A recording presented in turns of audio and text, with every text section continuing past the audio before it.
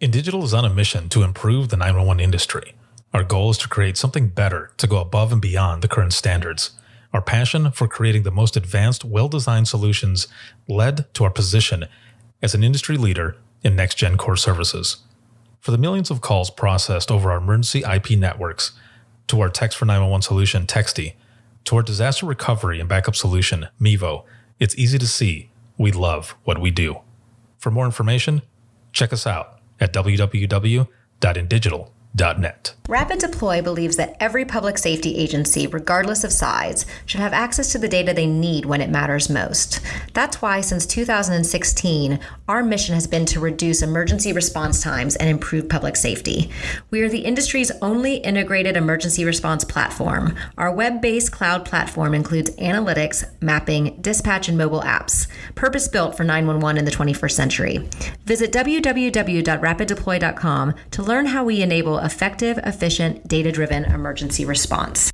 If Within the Trenches has ever taught you something, open your eyes to what it is like to be a 911 dispatcher, or has inspired you to become one, then help support us and join our Patreon. Get exclusive bonus content, one-of-a-kind swag, discounts on merchandise, ad-free early access to new episodes, and much more. To join, please visit patreon.com/WTT podcast. And if you're an industry partner, we have something for you as well. And now, for the show. This is Jordan, and you're listening to the Code 7 Podcast Network.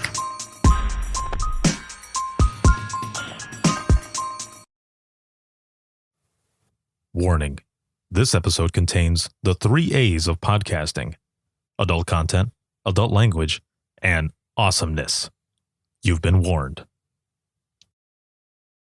Hey, what's going on? This is Ricardo with the Code 7 Podcast Network, and this is going to be episode 341 of Within the Trenches, true stories from the 911 dispatchers who live them.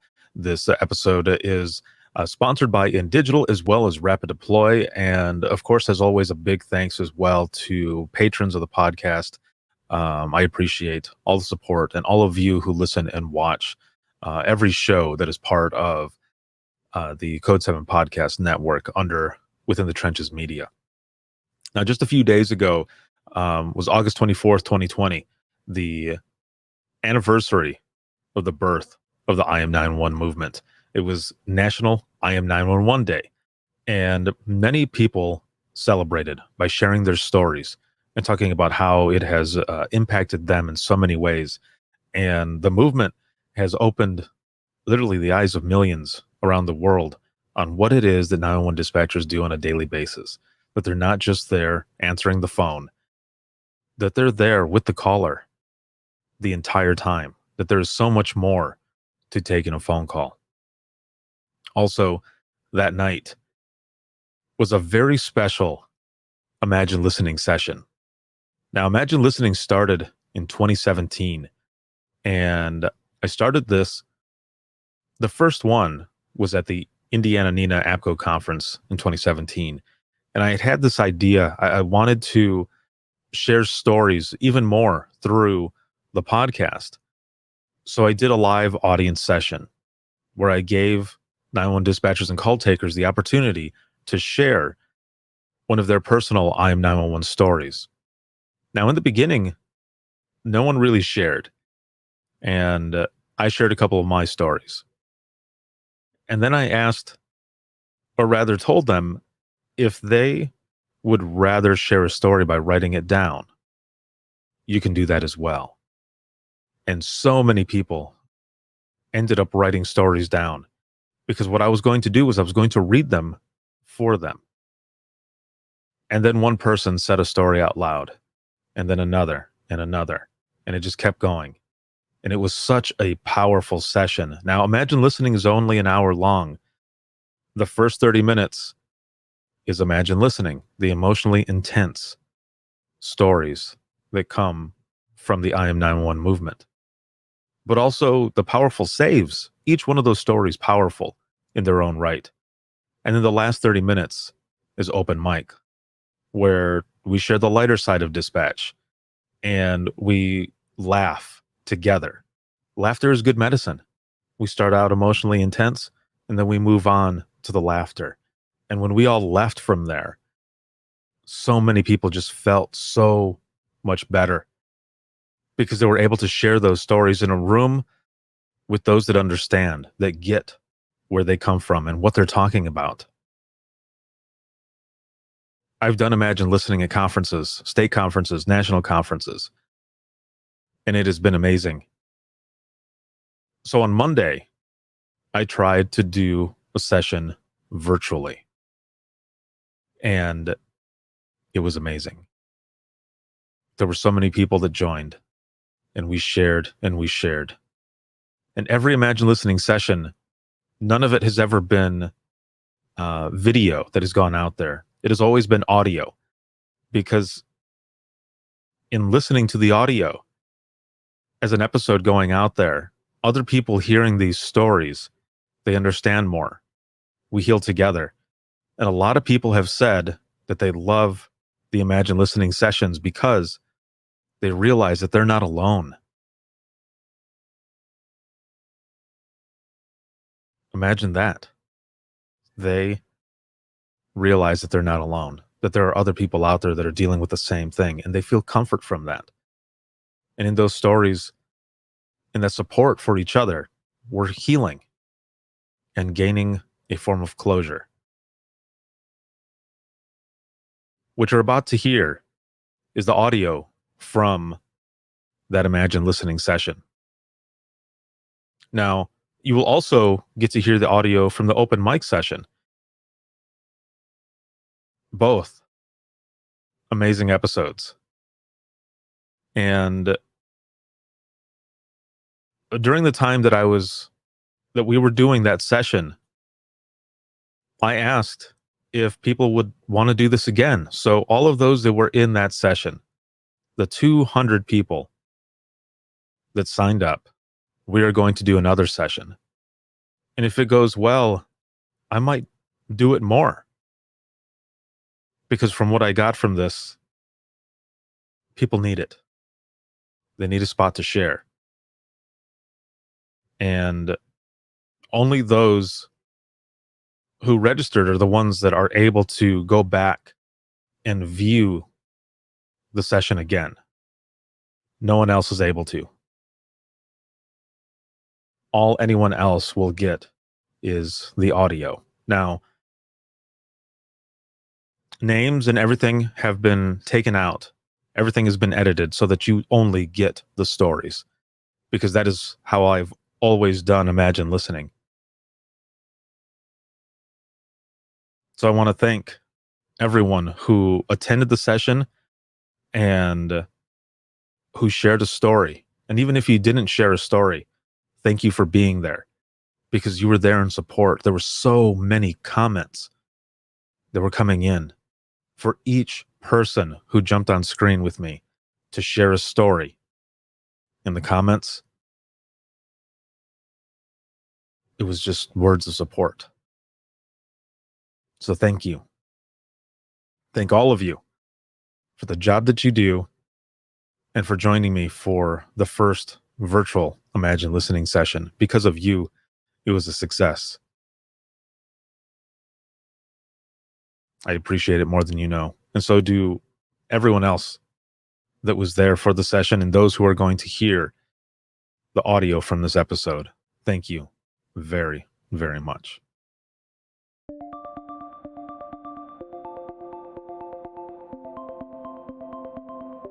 Imagine kissing your spouse goodnight. You head to bed early, leaving your spouse on the couch as they watch a show. You wake up and notice she never came to bed. You walk out to the living room and find her. Now imagine you're 911, taking a call from a frantic husband who found his wife on the couch, and she's not breathing and cold to the touch. His cries remain. This is what it's like within the trenches. In this episode, you will hear stories from the I Am 911 movement, a movement I started to fight the reclassification of dispatchers from clerical to protective and bring awareness to the types of calls that 911 dispatchers answer on a daily basis.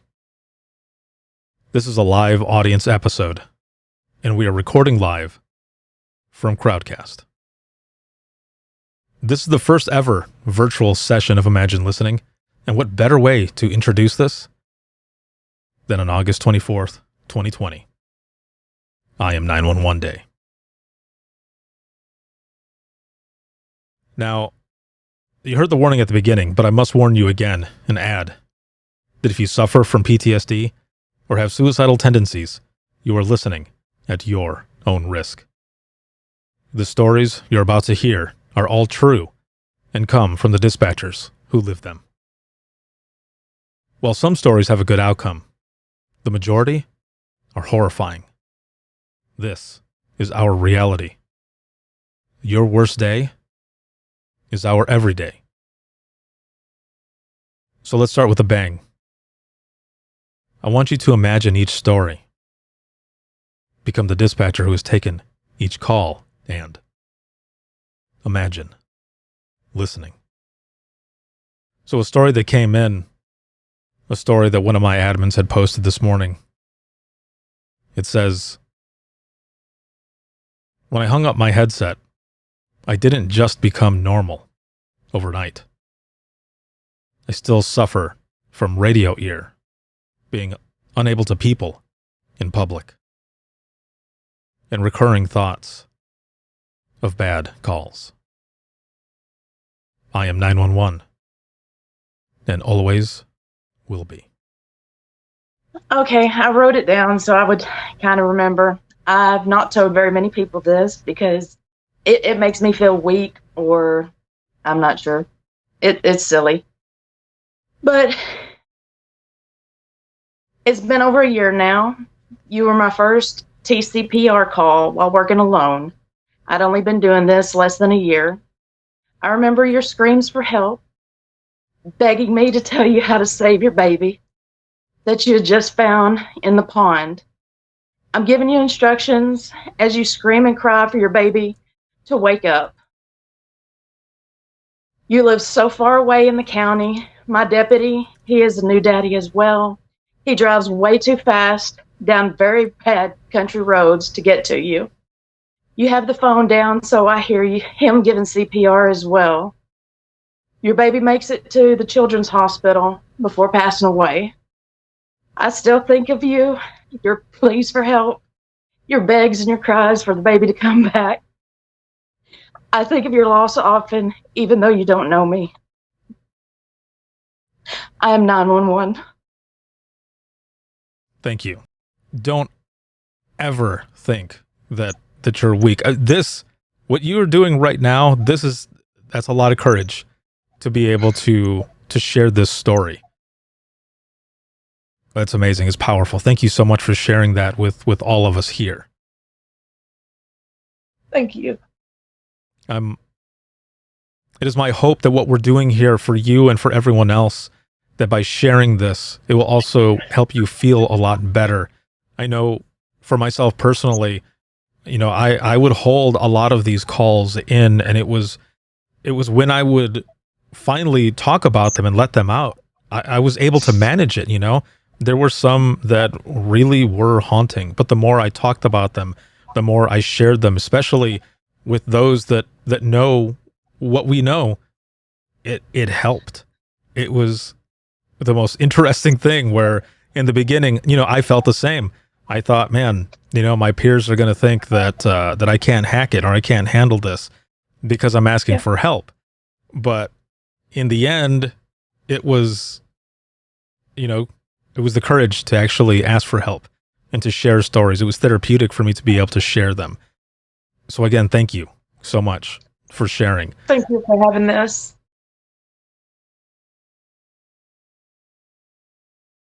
I spoke to your mom as she explained she was in Korea and she'd sent you to our universe. She explained that she hadn't heard from you for a few days, and she wanted us to check on you. I spent all my focus looking up schedules, sending officers to your classes, contacting records for a possible address. I spoke to your mom several times more as the concern was overwhelming her, and we kept exercising every option we could think of. I finally found your new address. I called that jurisdiction and had him send officers for a well-being check. I gave her the chief's name and number to follow up, and dread loomed in the air. It stuck with me all day. Your mom was so polite, trying not to bother me. And that's what got me more so than most. The officer called me back. She said the lights were on, your car was in the driveway, no answer, so she left. Alarm bells were blaring in my head. I called my lieutenants and my original officers that went to your class. The class is looking for you. And I pressed my concern. Later that night, they returned, made entry, and found you deceased. It was determined that you died earlier that day, and I can't help but wonder, what if? It haunts me every day. As a mom, I hear your mother's pleas and pray for her peace. I have a daughter that's roughly your age. I am 911. Thank you for sharing that story, having the courage to come up here and say it. I've got your name down here, and I don't know if you can see the comments, but again, everyone just giving virtual hugs. You know, the best that we can do with all of this that is going on. That is definitely a hard one, but a powerful one, and just to come up here and share it. I mean, if you happen to watch this back, because you'll have access to it, you'll be able to see everything as it's coming up. You can probably see it now. So thank you for the job that you do, and just for everything, for coming up here and sharing. Again, I've got your information here, and please stick with us. All of you, stick with us throughout the entire session, because this is the hard part, yes, but this is also a good part, because we're here together sharing, just like you did right now. And in a weird way, we are definitely healing and finding some closure together as we are supporting each other. And then once we get past this portion, then we go into the lighter side of 911, and we'll share all of those stories. Thank you again very much for joining us and for sharing your story. Thank you. So my story, I've never shared it before. And it happened, I was fairly new. I've been dispatching for 15 years, and it happened probably 3 or 4 years in. And I took a 911 call that was an open line, and I heard what sounded like someone hitting meat. And I heard a woman groan, and I heard some kind of gurgling noise, and then the line went dead. So of course I called it back, and she answered on the second ring, and she said, "Please help me, he's hurting me." And she gave the address, and I was trying to get more. And then I heard him say some things I don't want to repeat, but he said about 2 sentences worth. I'll never forget his voice, never. And he disconnected the phone. And I have no idea how we even found this woman, but I kept calling, and I kept calling, and I got her maybe the 5th or 6th time. And I don't think he knew that the phone was on. And I listened to her be raped. And we found her, and the agency that I work for, we answer 911, and we book people in, and he came to my jail.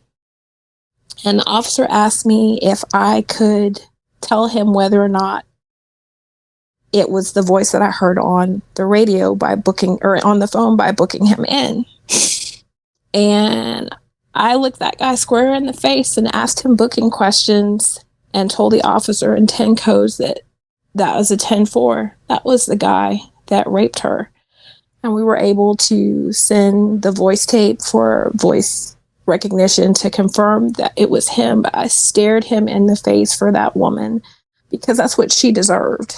And she lived, And thankfully, it didn't even have to go to court or she didn't have to go to court because of everything that we had. But I will never, ever forget her. And I treat every rape call like it's my family because of that woman, because I have no idea how she even thought to call me as many times as she did so that I could get her the help that she needed.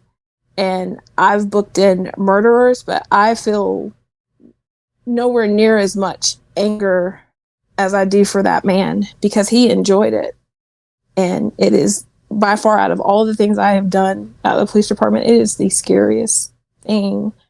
But I think of that woman on every single rape call for all of the people who think that women waited too long, or why didn't you say something sooner, or how did you get into that situation? It doesn't matter. No means no. And for what she endured, I hug my children so close and I tell them it's never so bad that you can't call home, because that woman felt like she had no other recourse than to stay with someone who would brutalize her like that. And I'll never forget her. Never, ever. Thank you. No, that's my story. Thank you so much for sharing this story, and to finally be able to have you on one of these Imagine Listening sessions. I know you and I have talked a lot, you know? We talk all the time because I'm always awake on night shift. Yeah, we've definitely spoken a lot and tried to figure something out, even when I was at the Georgia conference to I tried to get to Columbus to get over there to do that session. I did. And then COVID happened and it was like, nope, can't go. Yeah.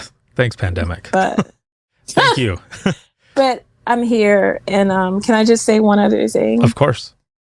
Your stories are important for all of you. It's hard. Your spouse doesn't always get it. Your friends don't get it. Your mamas don't get it. Your minister doesn't get it. But we get it, and we're here. So share. Let it go.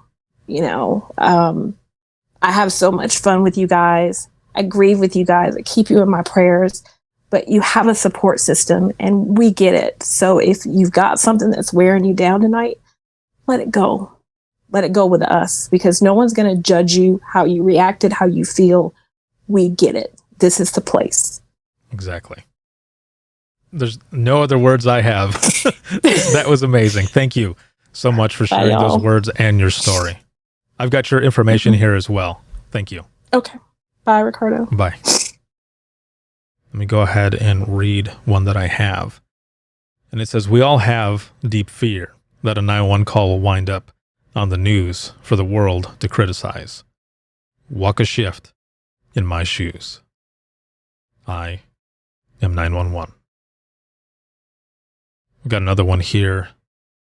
These were posted earlier today for I am 911 Day. And this one says, we had a drug problem, or he had a drug problem. You had an Xbox. He wanted it. I begged you to give it to him as he beat you.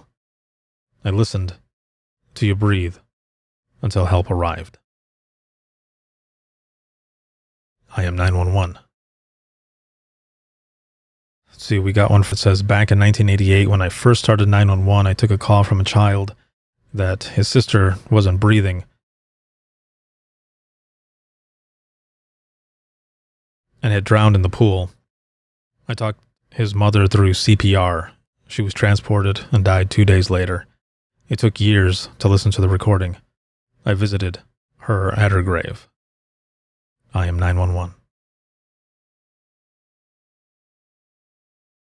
I don't know what year it was, but there was a woman on the back of a hay baler, and her 5 small children were walking behind the hay baler.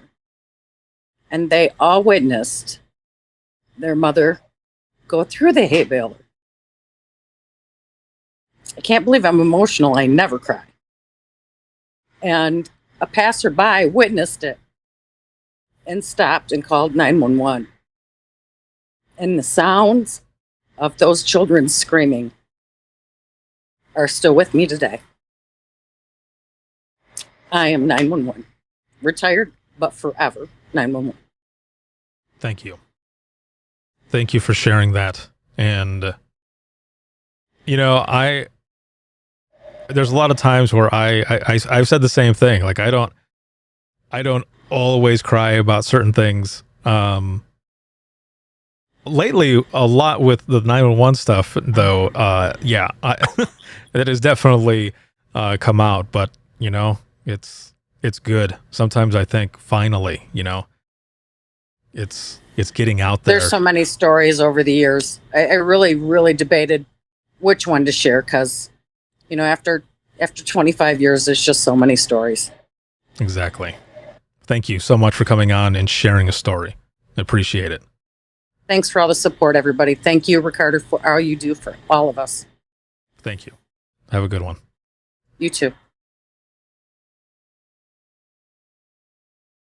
It was shift change, and my relief had just walked in the door. I saw your phase 1, and I knew that it would be a simple transfer to a neighboring agency call. You said you felt like you just needed to go check on your son and found him hanging in the garage.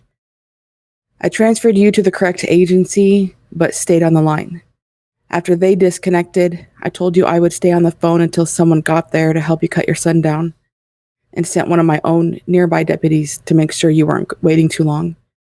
You stood there holding on to his legs crying, while I sat on the other end of the line also crying.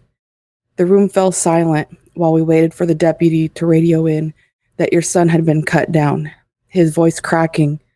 Central, DOA. You wailing in the background. I am 911. Oh, man. Thank you. Thank you for sharing that. That, again, the hard stories, but powerful. There's probably someone in here who has dealt with the same thing. From all the people that I've ever spoken to, it seems like it's the same type of incident type, different situation, but also similar at the same time, which is so weird to say. But we're all here together. So thank you for sharing that. And I look forward to whatever comments you might have during the open mic portion. Can't wait. Yes, this is good. Thank you so much for sharing. I appreciate it. This is good. We're sharing these stories and we're healing together. Thank you all so much for being here and for supporting each other during this session. Imagine listening. It's not an easy thing to come on and share these stories. Howdy, Ricardo. How we doing? I'm doing well. And yourself? Not too bad. Doing pretty well. Excellent. Your story, please. So, my story is a little bit. I've got a lot of 911 calls that I remember over the years, and I've sat here and debated for a few minutes to which story to share. But the one I keep coming back to is it's actually from an incident that I worked. I was a fairly new dispatcher. I had just gotten off probation and training, and I'd probably been on my own for about 6 months. I was working our city's medical incident radio, and one of our units had responded out to a medical aid at one of our trolley stations, and they'd been there for, I don't know, 5 or 10 minutes, and they made a call requesting police assistance. And that wasn't out of the ordinary to ask for police assistance in that area. And I was sitting there, I don't know, for 2 or 3 minutes, kind of finishing up notes and getting onto that call. I tried to call the police once and it was busy, so I was calling back a second time. And, like I said, finishing up notes on my end. And before I got a chance to connect to our police agency, I heard on our channel, "Cover now, cover now, cover now," which for anybody that knows, that's basically like an 11.99. We need immediate assistance. I have chills just thinking about it now. It's even 5 years later, that moment sticks with me so vividly.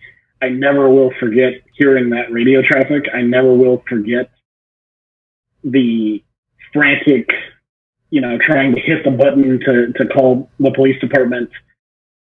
I never will forget frantically trying to, radio back to, the firefighter that, help was on the way. And the whole time I'm sitting there, 6 months on my own thinking, man, should I have called sooner? Should I have picked up the phone sooner? Should I have tried faster?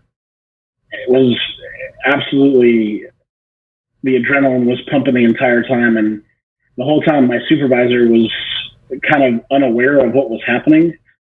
Turned out that 2 firefighters had been stabbed by somebody that was trying to give them medical advice for their patients. And it's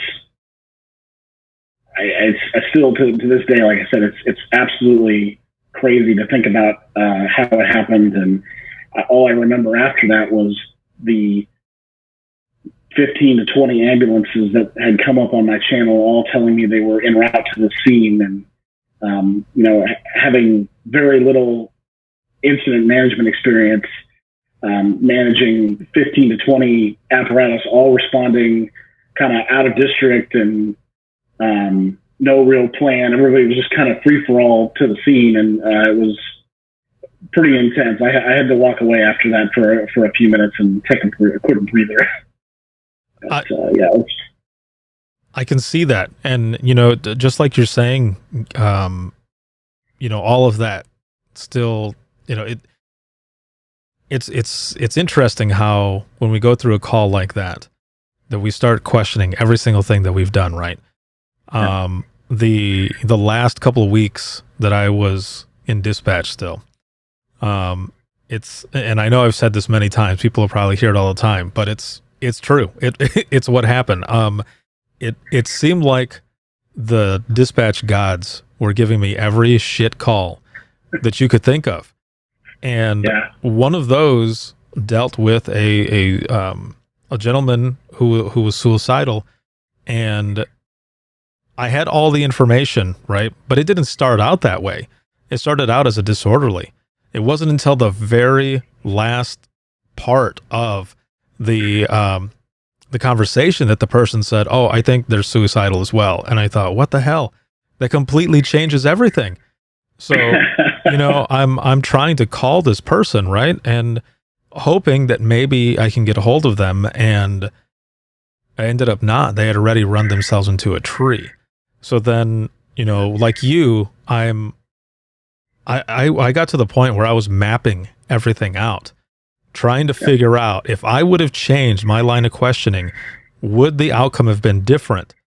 And after 30 or so minutes of trying to figure this out, I just came to the conclusion that I had done everything that I could, just like you. You did everything that you could. I mean, you sit there and you look at the timestamps on everything, and you look at when did I hit the button, and how many seconds did it take to get that information out. And it's one of those things that just sticks with you. Right. You did everything you could, man. Thank you for sharing the story with everyone that's here, and for continuing to do what you do. I appreciate it. I appreciate you. Thank you so much for coming on. I've got your information here, and I will email you as well. Thank you so much for coming on.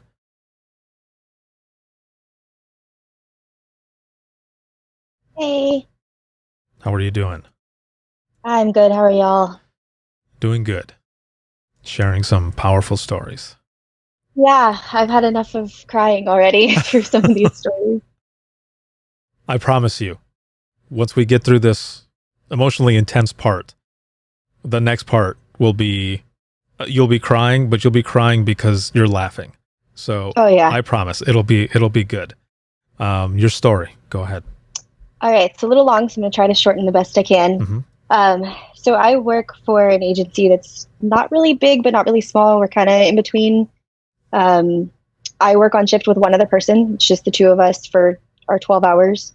And the call that I'm thinking about, we try to take bathroom breaks when we can because we don't always get the chance to get up. So my partner had gone into the restroom and 911 rang. I answered and it kept ringing. So there was another line. And the first one I answered was an accident. So I had to put it on hold to get the second line, which was a nursing, I guess you could say like a care home that was a suicide attempt. The consumer in the home was trying to wrap cords around his neck.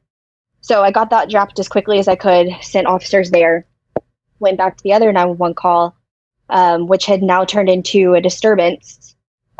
Basically, the lady had rammed her car through the gate of an apartment complex and for some reason was kicking the windshield out to get out of the car. She had a purse that dragged stuff all over the parking lot of the apartment complex. And we kept getting all these calls about people seeing a gun, seeing a weapon, no real great information. So we tried to relay to our officers as best as we could. Several 911 calls still coming in, and we had confusion on the two calls because one call, someone said that they saw a gun, but it was about the other call, and it was from the place where our second call was. It was just this whole mass confusion of calls. Mm-hmm. So in the meantime, my partner comes back out. We're getting another call about the accident, saying that the lady is, yelling at people, walking off. So, we update our officers. They get there and they find her driver's license. In the meantime, we had found her apartment number. So she did live there, and the officers start heading that way, and she comes at them with a gun in one hand and a knife in the other. And I was working PD radio. My partner was on fire radio as well as phones. We both were responsible for phones. And all of a sudden, my officer keys up and says, "Shots fired, shots fired." And then the second officer keys up and says, "Taser deployed." And in my head, I'm thinking, okay, these are officers I've worked with for, the last 4 years. This is night shift, so we're real close. They come in and visit us and chat with us. We know all about their families, So as soon as the first shots started firing, 911 lit up. Me and my partner, between the two of us, we ended up answering, I think, 40 calls within about 30 seconds of just people calling about the gunshots that were in apartments neighboring. And as it turned out, when they tased her and shot her, she was most likely on PCP and got up and came at them again. So they had to shoot her again. They ended up killing her. We ended up finding out later on that she had gone to the apartment below hers and killed the guy that lived there. She stabbed him over some measly little, she didn't get something back. So, she went after him, most likely because of the drugs. Right. And I just remember not really taking it all in, what was going on, just doing my job because I knew that's what I had to do. And this was actually on the news at some point. And that next day we were listening to the news and I could hear my voice on the line saying, "That's clear, shots fired, getting everybody else we needed en route, not knowing if our officer was okay or, what exactly was going on. And I didn't sleep the next day.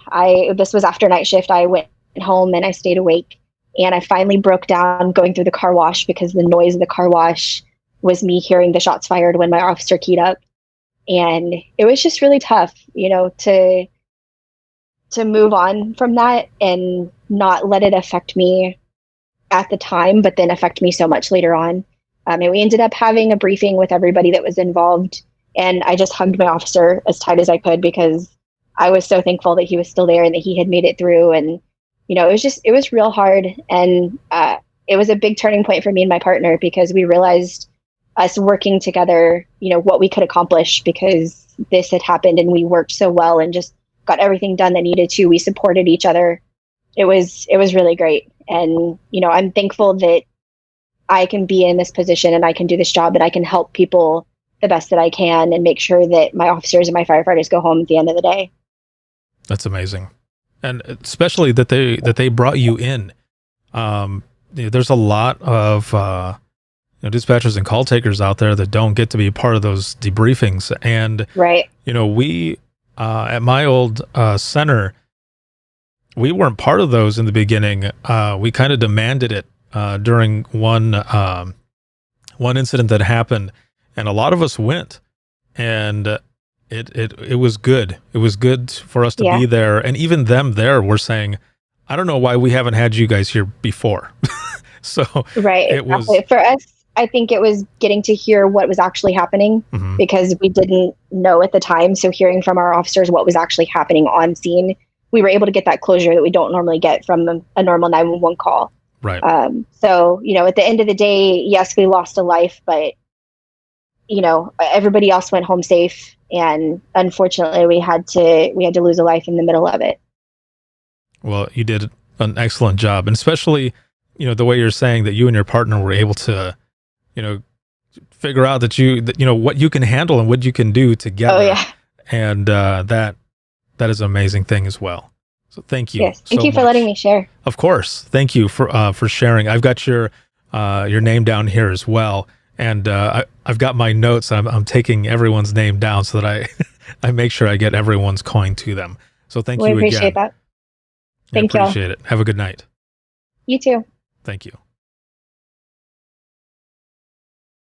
That was good.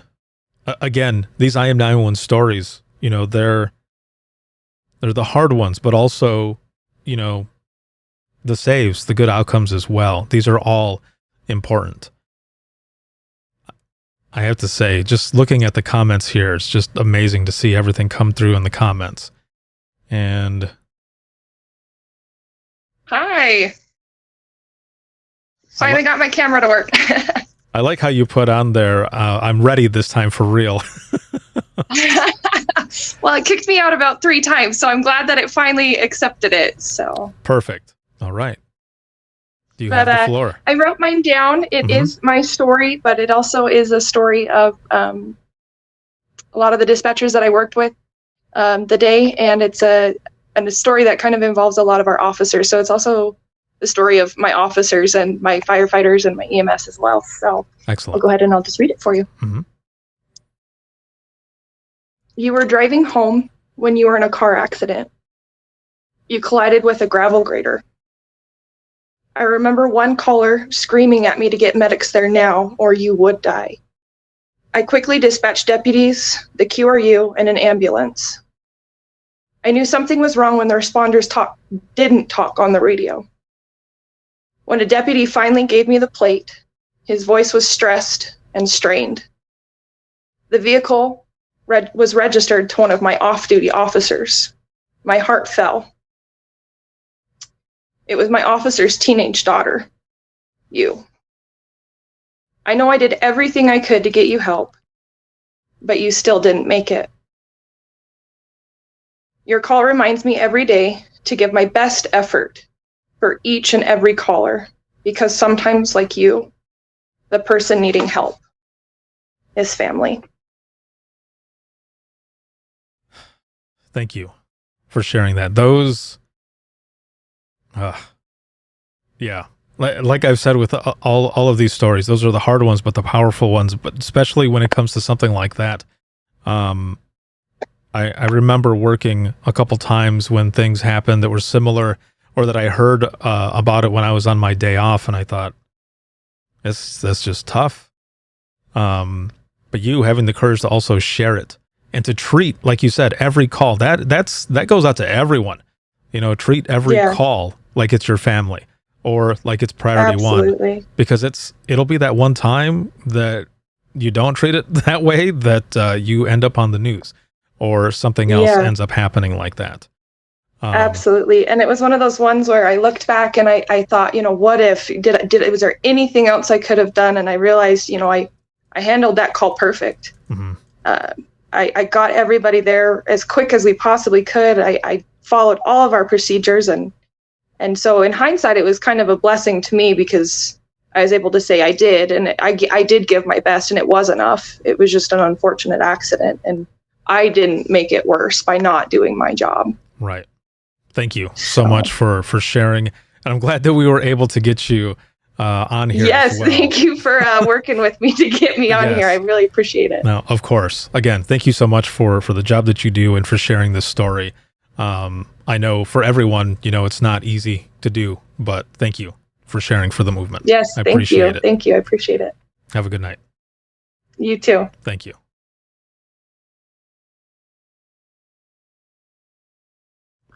So this was over this past summer.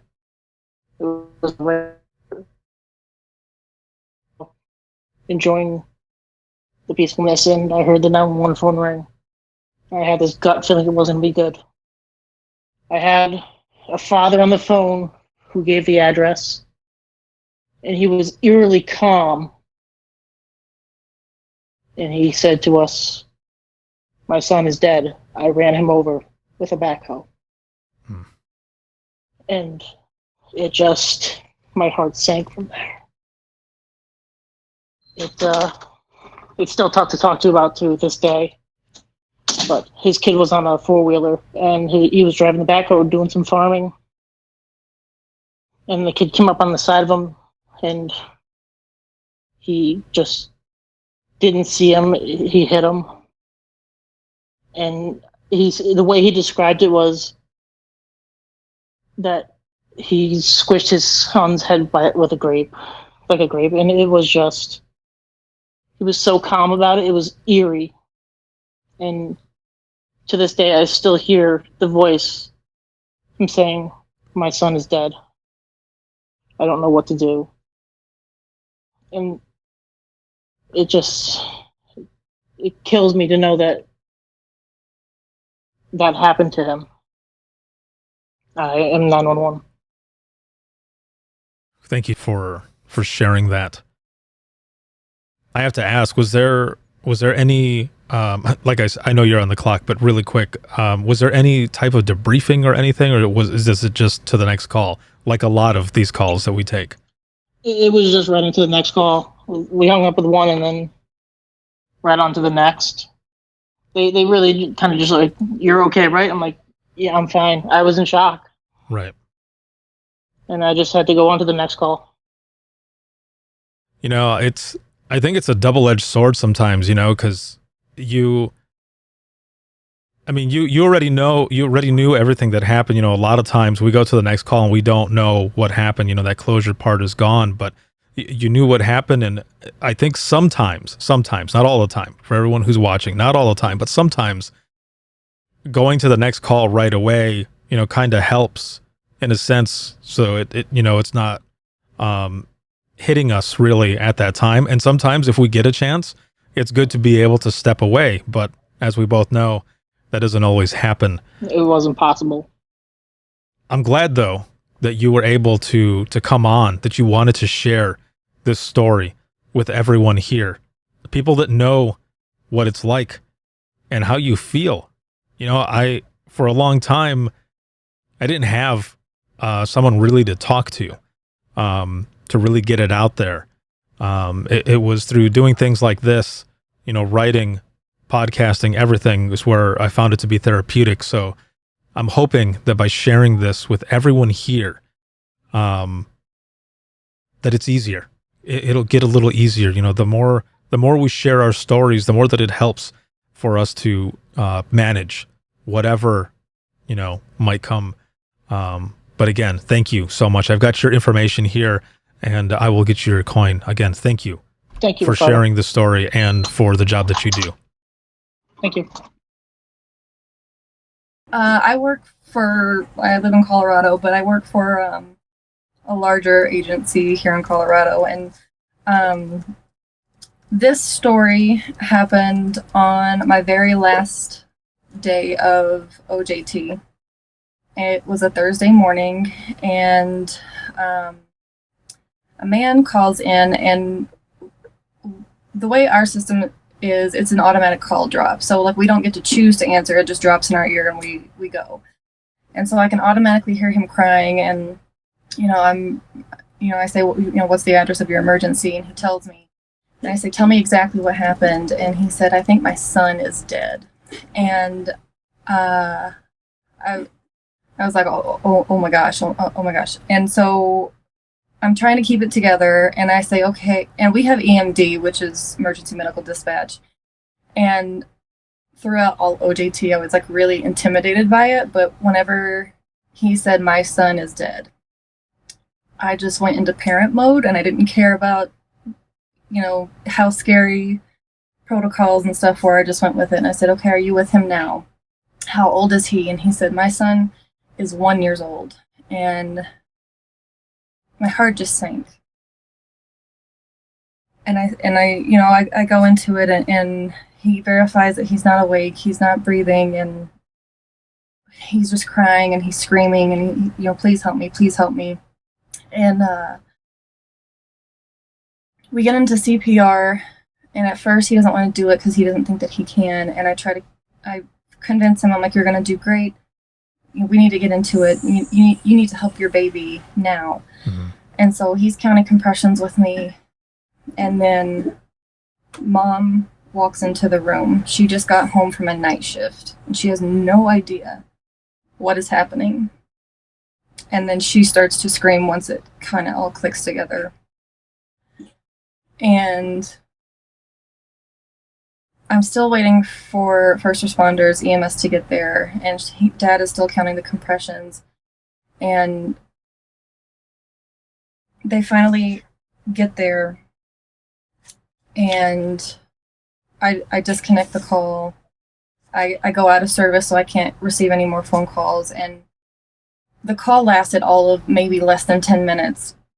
But with me being the baby there at my agency, everybody around me instantly swooped in to support me. And they're like, you sounded great, you did really good. We have call takers, we have fire dispatch, EMS dispatch, and police dispatch all on the same floor, and we all do different things. So some of us only take calls, and then other people are responsible for dispatching it out. Fire dispatch came over, and they're like, you did great. EMS dispatch came over, they're like, you rocked, and I'm still like, shaking because did I do everything I was supposed to? I don't know. And the baby didn't make it. He had a violent seizure in his sleep, and nobody knew until they woke up that morning. And the week before, Dad had called me with his son. I could hear that same child, that same baby in the background. He was giggling, he was babbling. Dad had just been assaulted with the baby on him, and that assault is what triggered this violent seizure just days later. It was Mother's Day weekend.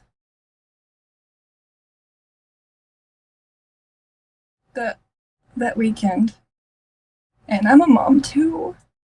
And I just remember waking up that morning, and the sun was shining, and there, all the birds and everything was fine in the world. And I remember going grocery shopping and having just a breakdown in the middle of it, because here everybody is kind of just like living their lives, going about their day to day, and here I can't get the dad's cries and screams or the mom screams out of my head. And I don't know, it just still messes with me, I guess. My supervisor took me off the phones for the rest of the day and sent me home. But I don't know. I just wish that there was more that I could have done, I guess. I don't think that there was. I think that as well is one of the biggest things, that when we take calls like this, we wish there was more that we could do. That's how we're wired, right? We want to do the best that we can, and we do the best that we can with every single call. But there's always that, I wish I could have done more. I wish I could have done more. I wish I could have done this. Well, you did everything you could. In comparison with a similar call, one of the things that helped, EMS called up for their times and numbers and had said to me, when we got there, they were doing textbook CPR, and you did everything that you could, and it always helps, to see that, or to hear it rather. And everyone in the comments here saying the same thing. You did an excellent job. You did an amazing job. You did everything that you could, and you did. And I hope that by sharing this as well, that it definitely helps. It's the first step in any type of healing, is sharing that story, and that's what we're doing here. I know, I say it over and over, but that's what we're doing. We're healing here together. Everyone here in this group knows what you're going through. Possibly had a similar call. And even if they haven't, they know, because they've been there. And they know about all of this. So thank you so much for sharing this story tonight, for the movement, for yourself, and for everyone here. And again, to all of you who are here with us, supporting each other. Thank you so much for sharing that story. And I can't say enough how much I love this platform, and how we're just able to interact with each other in real time here. All of these stories coming in, and it's amazing. So it was probably a year after I started my career. I was in Florida, so I was at a bigger agency. And a 6-year-old called 911 and told me that her sister was dead, and I thought it was a joke. And so I was trying to get her to get an adult and see what was going on. And the grandmother was watching her and her 1-year-old little sister. And the 1-year-old was found in the pool under a float. And all the 6-year-old would tell me is that her sissy was dead. And that's all I hear, like, some nights, is especially in the summer when it happened. And the grandmother had a thick Australian accent, so I couldn't understand her that well. And I knew at the time when we were doing CPR that she was gone, because the only thing coming out of her mouth was foam. And my deputies got there. They worked her for several minutes, and they pronounced her dead at the scene. And to this day, I know the grandmother blames herself for it, because she was friends with my sister. And so all I can hear is a 6-year-old tell me that over and over, my sissy's dead, my sissy's dead. And so those are definitely those calls are so hard. Whether you have kids or not, they're hard. They are. You don't ever want, a child to be getting hurt. Anyone, really. But of course, children are so innocent and everything. It's harder, to handle in a way. But I thank you for taking a moment to come and share the story. I hope that, like I've been telling everyone, that has helped, to be able to share and to get that out there, because, with not just you, but for everyone who is sharing, there is someone in here who has dealt with something similar that now feels and knows that they're not alone. So thank you for sharing, and for everyone. Well, thank who you is for sharing. giving us a platform to share and be there for each other. It's been an amazing experience, and again, thank you for sharing it. Everyone in the comments as well are thanking, kids' calls are the hardest, and thank you for sharing. And it's true, but that's why we're here. We're here, and we're supporting, and we're healing together. So thank you again, and I hope you have an excellent rest of your shift. Thank you, Ricardo. All right. Have a good one. You too. Bye-bye. A little bit of background, I guess. I work for a relatively small agency, and I'm also an EMS provider. I'm a medic with the rescue squad that I dispatch for. Mm-hmm. So we're a really tight-knit group. We know everybody, fire, EMS, PD. My dispatch center is actually part of the police department. So I had been training, and I wasn't on phones for pretty much the entire shift. my other two partners got busy with other stuff, so 911 call came in. And my trainee wasn't on 911 yet, so I went ahead and answered the phone.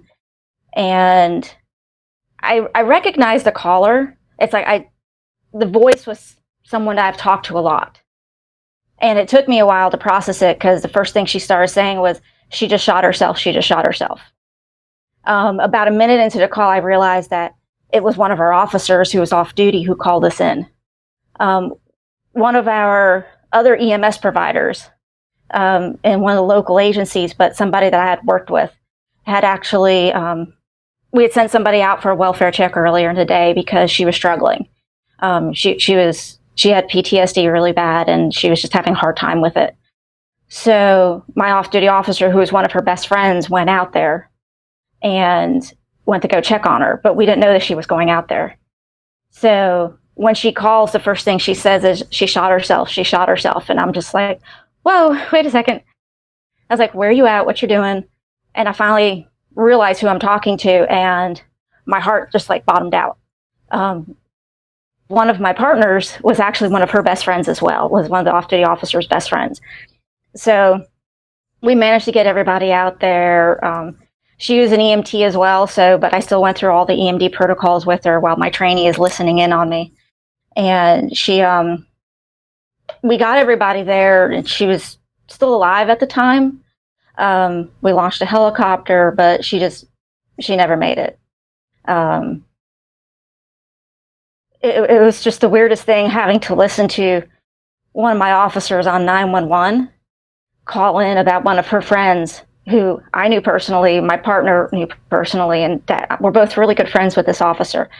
I have to call in for one of their friends who shot themselves in front of them. And so it's like, and she's been through a lot of EMDR, and because she's just had a lot of really bad calls in general. But it was the first time in 8 years that I just put my headset down. I was like, I need to leave. I was like, somebody needs to come in and relieve me right now. And with the trainee in the room, and as a supervisor, I've never done that before. And I think everybody around just kind of realized that. They're just like, yeah, you need to go. And I was like, yeah, I need to go. But like in all the time that I have been dispatching, it had never really hit me that hard. And between EMS and dispatching, I've had a lot of really bad calls. And this one was just like, I never imagined that I would have an off-duty officer have to call that in, that one of her friends that she ran rescue with and ran fire with, and that I've run with, and that would actually succumb to her demons while I'm on duty. So, yeah. Were you able to take part? Was there any, debriefing or anything? No. Nothing. Unfortunately, we didn't have a debriefing. Mm-hmm. My direct supervisor, who is an officer, actually never bothered to check up with us. I'm actually I'm on a peer support team. I'm a CISM peer debriefer. I'm one of the lead ones for my agency, and I was constantly going and reaching out to everybody else, making sure they're okay. And only like a handful were like, oh, wow, you're involved in this. You don't need to be doing that. They're like, I was like, yeah, you know what? You're right. But I'm still going to do what I need to do. Right. It's like my partner, who he used to be one of my regular full-time partners, but went to part-time. And so he was just kind of helping us out that day because I was training. And I sent him home. I was like, you need to leave. You need to go home now. Call me and text me wherever you get where you're going. And he actually went out to the scene to be with his best friend, who was the officer, and just kind of like sat there with her. So yeah, it was probably one of the roughest ones, because I still had to have all the supervisor responsibilities of making all the notifications, because there was an officer involved, and getting all the administration out there, getting fire EMS, and still dispatching. And even all my friends on fire rescue were like, we heard you crying while you were dispatching other calls. And I was like, yeah, it happened. Right. We get through it though. Yeah, exactly. And that, it's just like taking, you've got the calls, and you go to from call to call to call, and you are there doing your supervisor duty still, going through all of that. And we always put others before ourselves, right? And it's just like, let me see, where is it here? It says we all need to remember self-care. And that's a hard thing. That is a hard thing for us to do in that situation, because just like those out on the road or the callers and everything, we put everyone first ahead of ourselves, because we're doing the best job that we can, and we just want to keep doing that. And sometimes it takes something to tell us, to be that flag, to say, hey, you need to step back for a moment and take care of yourself. But thank you for sharing this. And please go through the comments. There, just everyone who's been sharing, please go through the comments, because there's so many people they're just here supporting you, and for you and your story, and for sharing. It's amazing. This is such an amazing thing. So thank you again for sharing your story, for the movement, and for all that you do, and especially for being there for all of your colleagues, being part of peer support and everything. It's a very, very important thing. Thank you. Well, thank you for giving us this opportunity. It's been amazing having this whole I Am 911 movement. It has done a lot for everybody. Thank you. I appreciate it, and have an excellent night. And we're going to be starting in the next segment here in just one moment. All right. All right. Thank you. Have a good one. So I listened as you, me, a fresh dispatcher. I didn't know what was wrong, but I knew it was bad. I entered a call for police, fire, paramedics. I thought you said she hurt herself over. You were in such pain that you couldn't tell me what had happened, other than that short little sentence. I found out later that you had just returned home from picking your kids up at school after a long day of work. What you were trying to tell me was she hung herself. You found your wife hanging from the rafters, and you kept hanging up on me. And I would call back and keep hanging up, probably out of frustration, because I couldn't understand what you were saying. You were completely inconsolable, and she was beyond. I think about you and your... I am. Thank you very much for sharing that story. That is definitely a hard one to hear, the loved one in your ears, and for it to stick with you. That's one of the things that I try to tell people whenever I've heard, you guys are, you're taking these calls and sending people out. It's like, they're not just these calls. Like, there's way more to what is going on. We're right there with that person the whole time. And it sticks with us. Thank you, man, for sharing your story, for the movement, for having the courage to come up here and to do this for everyone. Thank you. Absolutely.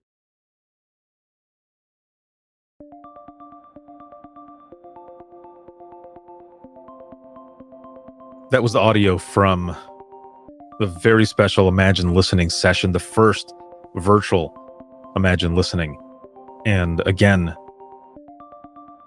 such powerful stories. I can't thank you enough for joining me. And those who shared, you will get an official I Am 911 challenge coin. And those who were there, you will also get an I Am 911 pin. Now we're going to be doing a second session, because everyone who was on there, we did not get a chance to get through every story that people wanted to share on screen with me. So the episode fully all through is about 2 hours long, and I had slated it for 1 hour. But as we got into a lot of the stories, realized we were going to go way over with Imagine Listening, and that open mic was going to be cut a little short. But for everything that we did, it was more than worth it. And I can't say it enough. You were all amazing.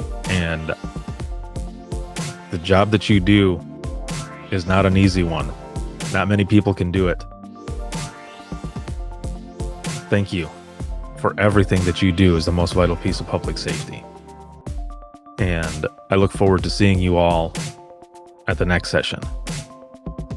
And those who are watching, if this is something that you would like to participate in as well, after we finish the next session, like I said, if there's interest, I'll open it up and we'll do more of these sessions because they're important and it's definitely needed.